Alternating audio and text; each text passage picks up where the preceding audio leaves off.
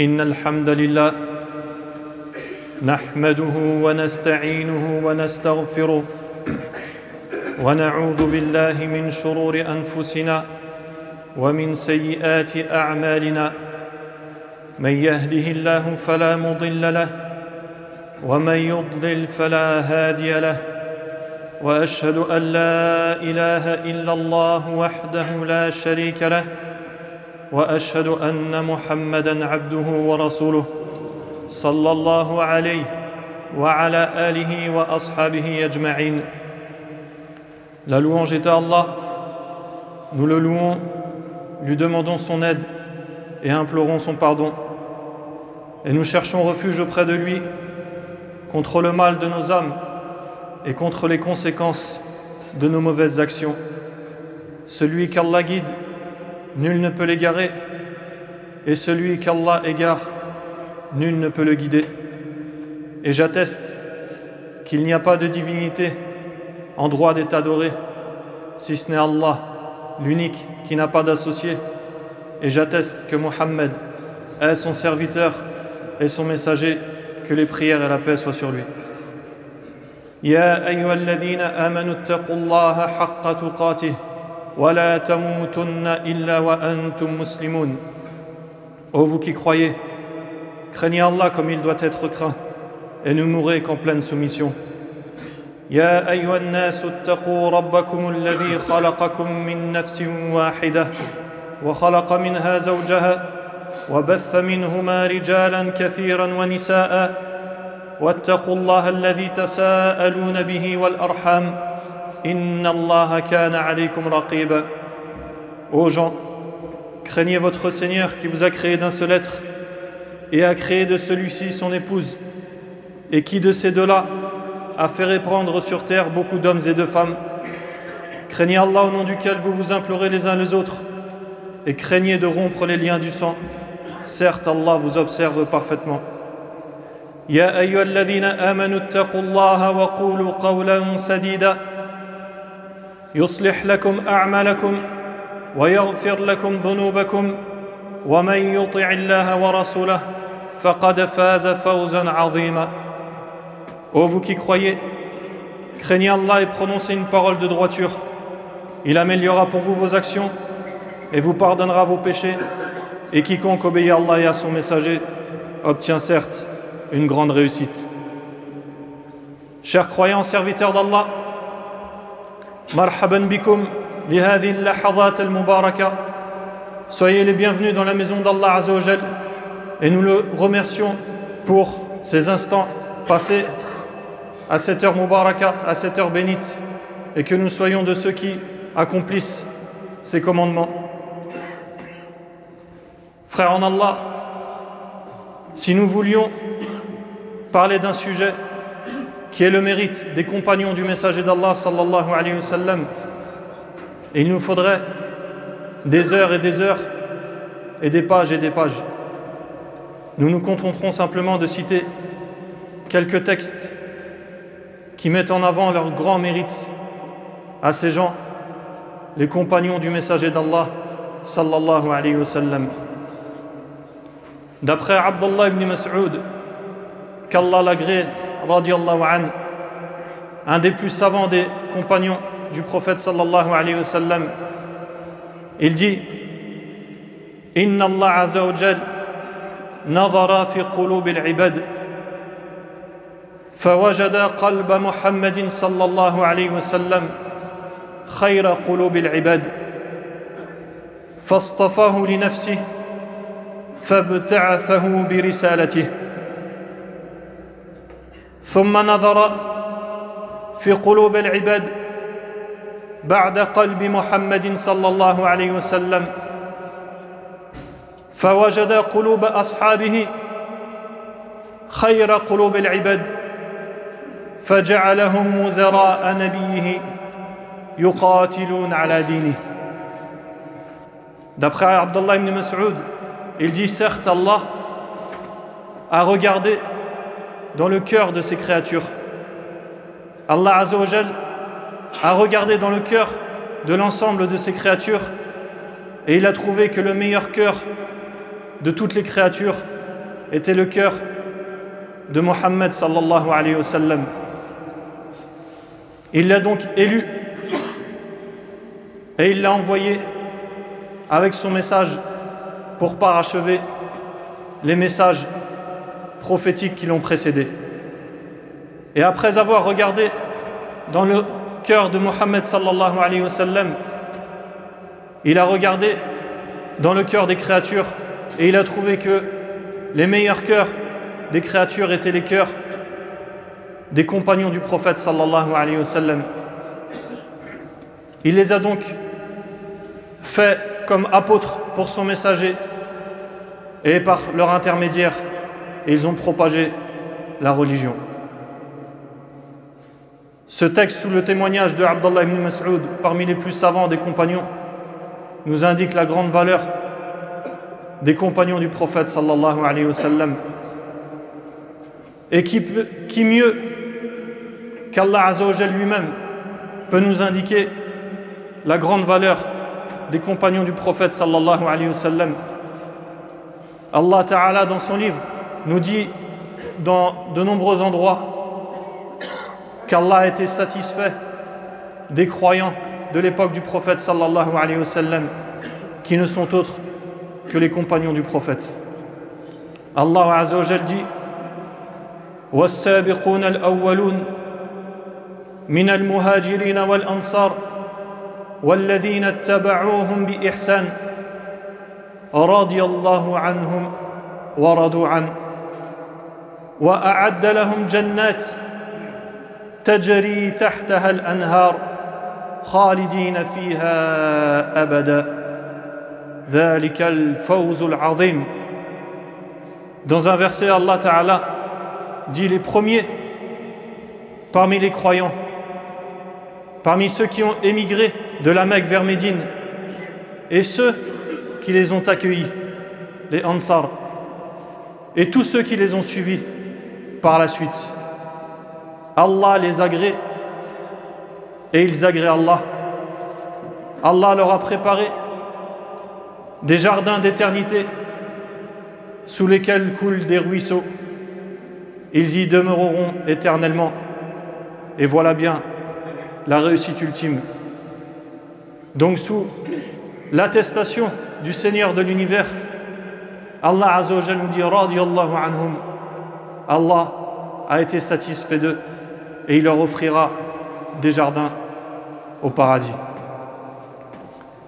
وعن أبي موسى الأشعري رضي الله عنه قال صلينا المغرب مع رسول الله صلى الله عليه وسلم ثم قلنا لو جلسنا حتى نصلي معه العشاء قال فجلسنا فخرج علينا فقال ما زلتم هاهنا قلنا يا رسول الله صلينا معك المغرب وقلنا نجلس حتى نصلي معك العشاء قال صلى الله عليه وسلم أحسنتم أو صدقتم قال أبو موسى ثم رفع رأسه إلى السماء وكان كثيرا مما يرفع رأسه إلى السماء وقال النجوم أمنة للسماء فإذا ذهبت النجوم أتى السماء ما توعد وأنا أمنة لأصحابي فإذا ذهبت أتى أصحابي ما يوعدون وأصحابي أمنة لأمتي فإذا ذهب أصحابي أتى أمتي ما يوعدون أخرجه مسلم. Dans un hadith qui figure dans l'authentique de l'imam Muslim, d'après Abu Musa al-Ash'ari, il dit: nous avons prié un jour al-Maghrib en compagnie du prophète sallallahu alayhi wa sallam. Puis celui-ci se retira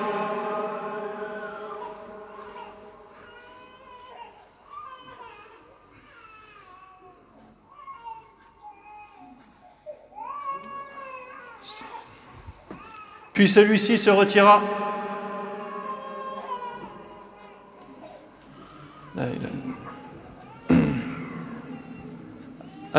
الإخوان من فضلكم il faut faire attention à ne pas déranger les prières et notamment à l'imam. Toutes les choses qui peuvent déranger les gens qui prient et l'imam, il faut essayer de l'éviter. C'est une excuse pour ne pas assister à la prière en commun. Le prophète sallallahu alayhi wa sallam a dit: ceux qui mangent de l'oignon cru, qui ont mauvaise haleine, sont dispensés de la prière en commun, car ils vont gêner les autres par leur mauvaise odeur, et par cela aussi ils vont gêner les anges. Veillez à ça, barakallahu fikum. Abu Moussa dit: ils ont prié avec le prophète sallallahu alayhi wa sallam, et le prophète se retira. Et ils dirent: nous allons nous asseoir et nous allons attendre pour prier salat al-Isha avec le prophète sallallahu alayhi wa sallam.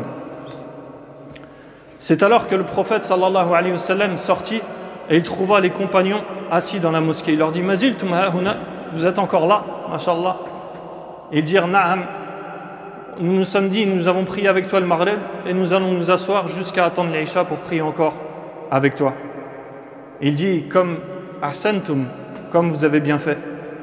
Puis Abu Moussa, le compagnon qui raconte ce récit, dit: puis le prophète sallallahu alayhi wa sallam leva ses yeux au ciel et il dit: kana kathiran mimma yarfa' ra'sahu ila as-sama'. Et cette chose-là, il le faisait beaucoup, le prophète sallallahu alayhi wa sallam. Il levait ses yeux au ciel et il regardait le ciel. Où en sommes-nous, ibadallah, avec cette adoration, ce ta'ammul? La plupart des gens, des créatures, hakava, et marchent dans la rue la tête baissée. Lève ta tête vers le ciel pour constater la grandeur d'Allah subhanahu wa ta'ala. Et sache que le prophète sallallahu alayhi wa sallam avait l'habitude de le faire. Lève ta tête vers le ciel une nuit d'étoiles pour constater la grandeur d'Allah subhanahu wa ta'ala. Puis, lorsqu'il fit cela, le prophète sallallahu alayhi wa sallam, que les éloges d'Allah et la paix soient sur lui, il dit: les étoiles sont une garantie pour le ciel. Les étoiles sont une garantie, sont garantes du ciel. Lorsqu'elles s'en iront, eh bien, arrivera au ciel ce qui devra lui arriver. Et moi, c'est-à-dire le prophète qui parle, il dit: moi, je suis une garantie pour mes compagnons. Et lorsque je serai amené à partir, arrivera ce qu'il devra arriver à mes compagnons. Et mes compagnons sont une garantie pour ma communauté. Et si ils sont amenés à partir, eh bien, il arrivera ce qu'il devra arriver à ma communauté. أقول هذا القول وأستغفر الله لي ولكم ولسائر المسلمين من كل ذنب إنه هو الغفور الرحيم.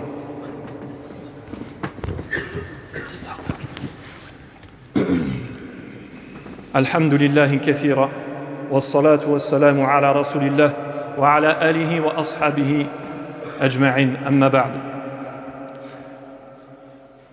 De la même manière, le prophète sallallahu alayhi wa sallam nous a dit dans un hadith: خير الناس أو خير أمتي قرني ثم الذين يلونهم ثم الذين يلونهم. Le messager d'Allah a dit sallallahu alayhi wa sallam: les meilleurs des gens sont ceux de mon époque, puis ceux qui les suivent, puis ceux qui les suivront. Il y a un témoignage magnifique de l'imam Al-Hassan Al-Basri que vous devez sans doute tous connaître, qui demeure parmi les grands imams de l'islam. L'époque des imams, c'est l'époque du 2e siècle de l'Hégire. Vous connaissez l'imam Malik, l'imam Ahmed, l'imam Shafi'i, l'imam Abu Hanifa, les 4 grandes écoles. Mais il faut savoir qu'à cette époque, il y avait plus d'imams que ces 4 imams-là. On en recense une douzaine, voire une quinzaine. Et Al-Hassan Al-Basri figurait parmi ces grands imams. قيل له: أخبرنا يا حسن صفات أصحاب النبي صلى الله عليه وسلم. فبكى وقال: ظهرت منهم علامات الخير في السماء والسمت والهادي والصدق وخشونة ملابسهم بالاقتصاد وممشاهم بالتواضع ومنطقهم بالعمل ومطعمهم ومشربهم بالطيب من الرزق وخضوعهم بالطاعة لربهم تعالى واستقادتهم للحق فيما أحبوا وكرهوا وإعطائهم الحق من أنفسهم ضمهت هواجرهم ونحلت أجسامهم واستخفوا بسخط المخلوقين رضا الخالق لم يفرطوا في غضب ولم يحيفوا في جور ولم يجاوزوا حكم الله تعالى في القرآن شغلوا الألسن بالذكر بذلوا دماءهم حين استنصرهم وبذلوا أموالهم حين استقرضهم ولم يمنعهم خوفهم من المخلوقين حسنت أخلاقهم وهانت مؤونتهم وكفاهم اليسير من دنياهم إلى آخرتهم. L'imam Al-Hassan Al-Basri, en décrivant les compagnons du prophète sallallahu alayhi wa sallam, a dit, et lorsqu'on l'interrogea, on lui dit, décris-nous. Les gens de son époque lui dirent, décris-nous comment étaient les compagnons du prophète sallallahu alayhi wa sallam. Et il se mit à pleurer en se les rappelant et en se rappelant leur grand mérite. Puis il dit, ils étaient l'expression même du bien dans leur manière d'être, un symbole de la guidée et de la piété. Leur apparence inspirait la modération. Ils étaient modestes dans leur démarche. Leur philosophie, c'était d'agir et d'œuvrer. Ce qu'ils mangeaient et buvaient ne provenait que d'une subsistance licite. Ils étaient dévoués et déterminés à obéir à Dieu. Ils prêtaient allégeance dans la droiture pour ceux qu'ils aimaient et pour ceux qu'ils réprouvaient aussi. Ils proclamaient la vérité à leurs amis comme à leurs ennemis. Leurs corps connurent la faim et la soif. Le mécontentement des créatures n'avait pour eux aucune importance dans le contentement du Créateur. Leur colère n'était jamais démesurée. Le pire des tyrans était aussi traité chez eux avec loyauté et justice. Ils ne dépassaient jamais les injonctions sacrées du Coran. Ils occupaient leur langue par le rappel d'Allah et l'évocation. Lorsqu'Allah les invita à secourir la religion, ils sacrifièrent leur sang. Et lorsqu'il leur demanda de dépenser pour sa cause, ils donnèrent leur argent. La crainte des créatures ne les empêchait pas d'œuvrer. Leur comportement approchait l'excellence. Et ils se satisfirent d'une modeste part dans cette vie d'ici-bas, au profit des jardins d'éternité.